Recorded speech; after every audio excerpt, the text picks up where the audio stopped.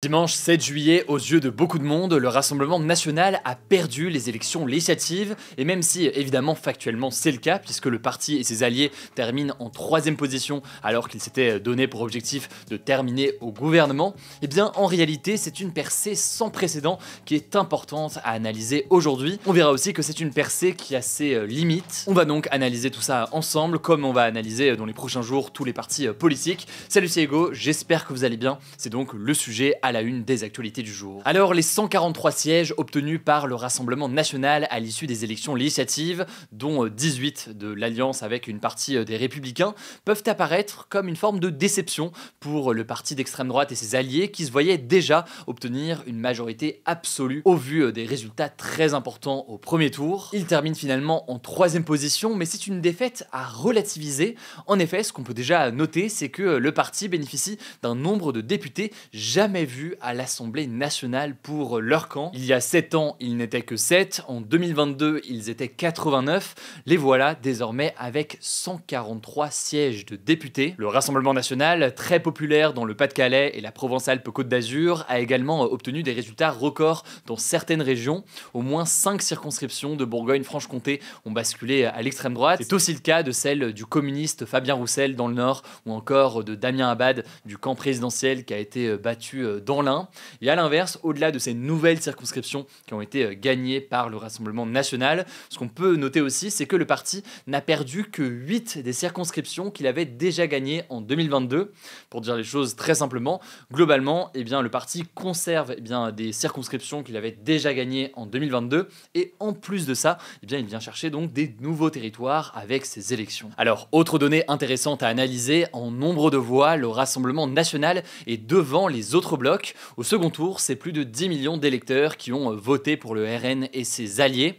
À titre de comparaison, c'était 7 millions pour le Nouveau Front Populaire et 6 millions pour le camp présidentiel. Alors après, attention, je l'ai dit hier parce qu'on en a déjà parlé hier et on a eu le temps d'analyser tout ça, je le redis à nouveau aujourd'hui. Dans le cas du second tour, précisément, il faut noter que cet écart, il s'explique aussi par les nombreux désistements du camp présidentiel et du Nouveau Front Populaire. Ça s'explique aussi par le fait que du coup, le Rassemblement national était présent dans beaucoup plus de circonscriptions, donc forcément ça a un impact. Je ne reviens pas là-dessus, je vous mets des liens en description et je vous renvoie à notre vidéo et à nos actus du jour hier pour en savoir plus. Mais ce qui est intéressant tout de même à analyser ici, c'est que sur une élection comme les élections législatives et comme ça a été le cas sur les élections européennes, le Rassemblement national dispose d'un nombre de voix extrêmement important. Bref, dans le fonctionnement de cette élection, le barrage à l'extrême droite mis en place par le Nouveau Front Populaire et Ensemble a très clairement réduit le nombre de sièges du Rassemblement national, mais il reste donc très important. Enfin, l'autre bataille qui a été gagnée par le Rassemblement national, c'est celle des idées, ou en tout cas dans le champ médiatique. Une nouvelle fois, outre la question du pouvoir d'achat qui était avancée par beaucoup de partis, si ce n'est tous les partis, beaucoup des débats et des discussions dans les grands médias ont porté sur l'immigration et sur la sécurité, deux sujets sur lesquels le parti se positionne beaucoup. Par ailleurs, on a déjà eu l'occasion d'évoquer le positionnement et le développement des médias détenus par Vincent Bolloré, mais ce n'est qu'un seul aspect. On aura l'occasion de revenir là-dessus dans les prochaines semaines. Bon, c'est une victoire donc pour le RN pour toutes ces raisons, et c'est enfin une victoire aussi d'un point de vue financier pour le parti, puisque faut savoir que en remportant autant d'élus, tout cela a un impact notamment sur les subventions publiques apportées par l'État à chaque parti. Résultat, avec ces élections, le parti pourrait toucher plus de 20 millions d'euros selon plusieurs journalistes politiques. Il pourra aussi continuer la formation de son personnel politique, puisque forcément, autant de députés, c'est aussi de nombreux collaborateurs parlementaires qui vont pouvoir rejoindre les équipes et être formés, et tout cela peut avoir un impact sur le développement du parti. Ce qu'on peut noter, c'est que Marine Le Pen et Sébastien Chenu, le porte-parole du Rassemblement national, parlent, je cite, d'une victoire différée. Par ailleurs, de son côté, le président du parti, Jordan Bardella, estime, je cite, que le Rassemblement national incarne plus que jamais la seule alternance. Alors pourquoi de tels mots? Pourquoi un tel positionnement d'un point de vue de communication? C'est assez simple à comprendre en réalité. Ici donc, le Rassemblement national termine certes en 3e position, mais le paysage politique est tel que la prochaine année risque d'être extrêmement bloquée si le Nouveau Front Populaire ou alors le camp présidentiel n'arrive pas à former de gouvernement. Dans cette situation-là, le positionnement du Rassemblement national est donc de tenter d'incarner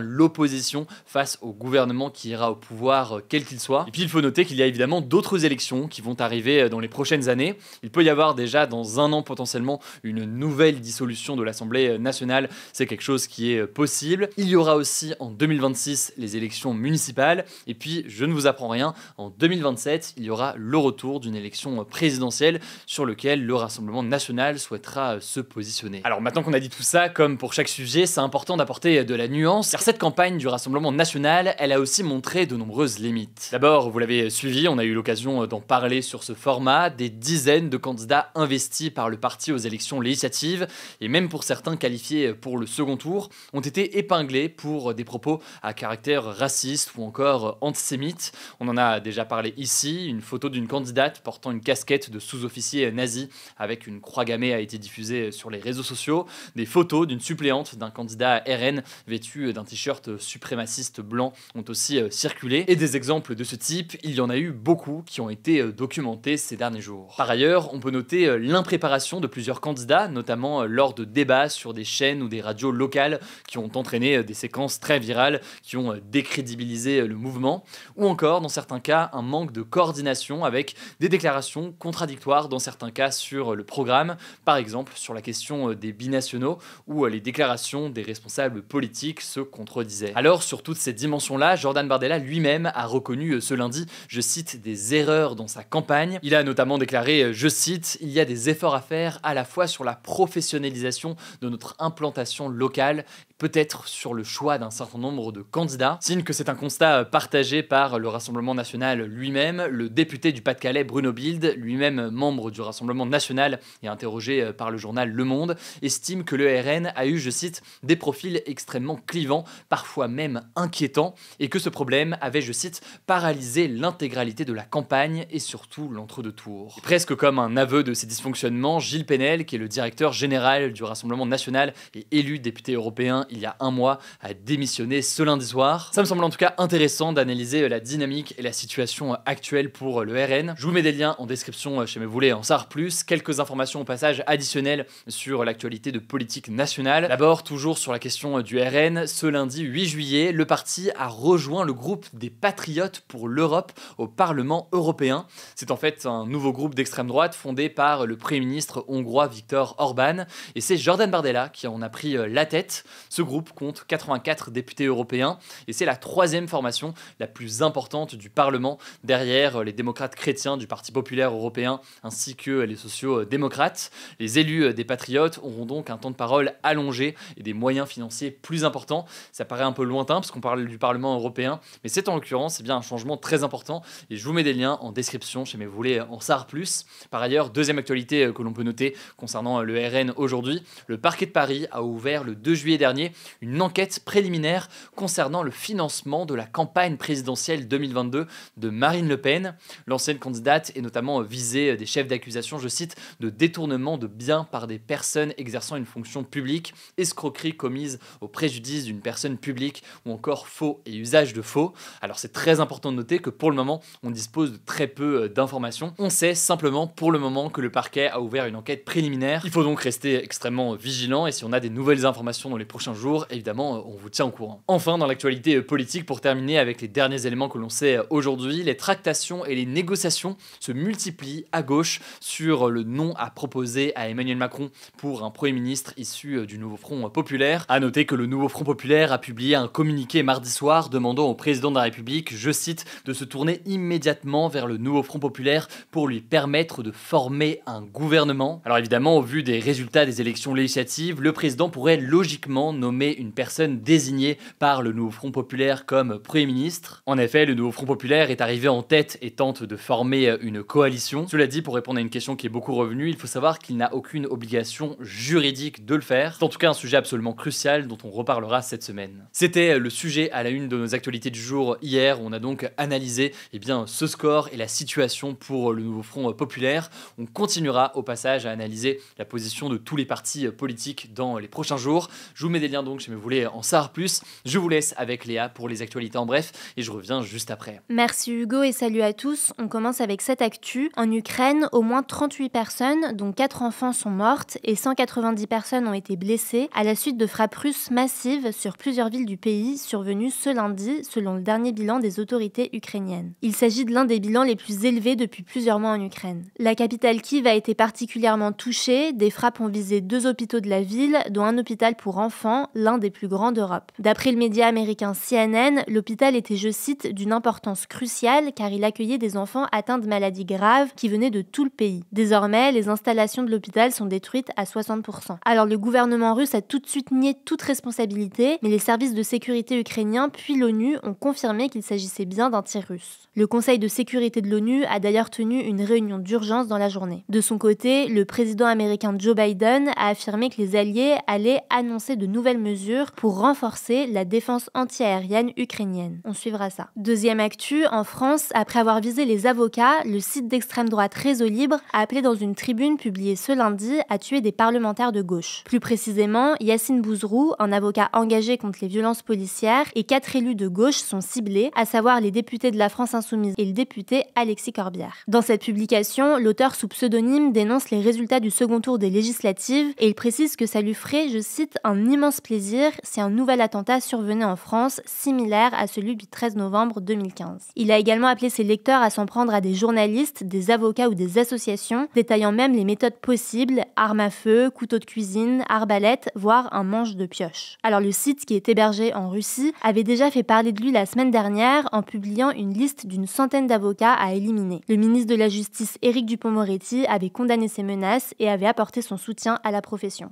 Troisième actu, toujours en France, le gouvernement a autorisé l'exploitation d'une plateforme pour les taxis volants lors des Jeux Olympiques de Paris, selon un arrêté publié mardi au Journal officiel. L'autorisation est valable jusqu'au 31 décembre 2024. Cette plateforme, elle va être mise en place au niveau d'Austerlitz, dans l'est de Paris, et elle permettra le décollage et l'atterrissage de ces taxis volants électriques qui sont une sorte d'hélicoptère privatisable. Mais pour la municipalité de Paris, il s'agit, je cite, d'un projet absurde et d'une aberration écologique. L'entourage de la maire de Paris, Anne Hidalgo, a donc annoncé à l'AFP que la mairie de Paris allait contester en justice l'arrêté du gouvernement autorisant la création de cette plateforme. Quatrième actu, le président des États-Unis Joe Biden a annoncé qu'il allait maintenir sa candidature pour l'élection présidentielle américaine dans une lettre adressée aux membres démocrates du Congrès américain, donc l'équivalent du Parlement en France. Il a aussi publié cette lettre sur X. On en a déjà parlé, depuis plusieurs semaines, l'état de santé de Joe Biden inquiète les démocrates, donc les membres de son camp, qui sont de plus en plus à l'appeler à se retirer de la course à la présidence. Les appels se multiplient notamment depuis son débat face à Donald Trump fin juin, pendant lequel il s'est emmêlé les pinceaux à plusieurs reprises, tandis que certaines de ses phrases n'étaient pas compréhensibles. Mais donc dans cette lettre, Joe Biden affirme qu'il est fermement décidé à rester en course, tout en rappelant qu'il a largement remporté la primaire de son parti. Cinquième actu, toujours aux États-Unis, le procès de l'acteur américain Alec Baldwin s'est ouvert ce mardi. Il y a 3 ans, en 2021, il avait tué accidentellement la directrice de la photographie sur le tournage du film Rust, avec une arme qui n'était pas censée être chargée. On en avait parlé à l'époque, l'acteur de 66 ans ainsi que l'armurière du tournage Anna Gutiérrez-Reed avaient été interpellés par la suite. Elle a finalement été condamnée en avril 2024 à 18 mois de prison par la justice américaine. Et concernant Alec Baldwin, concrètement, la justice lui reproche d'avoir eu un comportement instable en plateau en méprisant les règles de sécurité. De son côté, l'acteur assure n'avoir jamais pressé la détente et ses avocats contestent l'expertise du FBI qui a conclu que le pistolet n'avait pas pu faire feu sans une pression sur la détente. L'acteur risque jusqu'à 18 mois d'emprisonnement, le procès devrait durer une dizaine de jours, on vous tiendra au courant. Sixième actu, une amende de 30 € va être instaurée pour les parents qui viennent chercher leur enfant en retard à la garderie de l'école dans la ville de Toulouse. C'est ce que vient d'acter la mairie de la ville pour la rentrée de septembre. Concrètement, selon la mairie, tout parent qui viendra chercher ses enfants après 18h30 pourra être obligé de payer 30 € d'amende, correspondant, je cite, au coût salarial des 2 animateurs contraints de rester. L'objectif de cette décision, c'est d'inciter les parents à respecter les horaires de fermeture et de réduire les coûts supplémentaires créés par ces retards. Alors l'adjointe au maire de Toulouse a précisé que l'amende ne serait pas infligée, je cite, de façon bête et méchante au premier retard, mais que des courriers d'alerte seront d'abord envoyés aux parents d'élèves. Cependant, certains parents ont dénoncé une mesure injuste et inéquitable. Ils estiment que la priorité devrait être de recruter et de former plus d'animateurs plutôt que d'appliquer des sanctions financières. Septième actu, 2 joueurs de l'équipe de France de rugby ont été arrêtés pour agression sexuelle en Argentine ce lundi. C'est ce qu'a annoncé le média argentin MDZ. Z. Les faits se seraient déroulés dans la nuit de samedi à dimanche à l'hôtel où séjourne actuellement le 15 de France. La victime présumée a donc déposé plainte pour agression sexuelle contre Hugo Oradou et Oscar Gégou, 2 joueurs de l'équipe de France. Selon la procureure, le médecin légiste aurait constaté des blessures sur la jeune femme et une enquête pour agression sexuelle aggravée a été ouverte. À noter que d'après l'avocate Victoria Alvarez, qui est citée par Rugbyrama, si les faits de violence sexuelle aggravée sont retenus, ça correspondrait à ce qui est défini en France comme un viol aggravé. Alors pour éviter qu'ils ne quittent le pays, les 2 joueurs ont été placés en détention provisoire ce lundi. De son côté, la Fédération française de rugby a déclaré, je cite, que si les faits sont avérés, ils sont incroyablement graves, on suivra ça. Et on termine avec cette actu, le prénom Gabriel et le prénom Louise ont été les prénoms les plus donnés en France en 2023, selon le classement de l'INSEE publié ce mardi. Le top 5 chez les garçons comporte les mêmes prénoms qu'en 2022, avec Gabriel donc, mais aussi Raphaël, Léo, Louis et Maël. Du côté des filles, Louise est suivie de Ambre, Alba, Jade et Emma. On peut noter la disparition du prénom Lucas dans le top 10 des prénoms de garçons qui était présent dans ce classement depuis 1997.